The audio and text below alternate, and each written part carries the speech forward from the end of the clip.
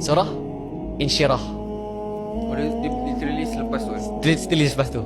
Duha, Insyirah, surah yang ke-12 Allah turunkan. Kalau itu motivation, ini solution. Ish, ini pun amazing. Allah mulakan dengan apa? Alam nashrah laka sadrak. Tidakkah aku telah bukakan hati kau, dada kau, dengan apa? Dengan surah tadi. Alam nashrah laka sadrak wa wada'na anka wisrak. Sekali bebanan yang aku bagi kan, alladhi anqadha dhahrak, sampai last fa inna ma'al usri yusra, inna ma'al usri yusra. So Ustaz tu bagi ayat tu sekali ada time. Yes, that's the whole point. Like, aku punya,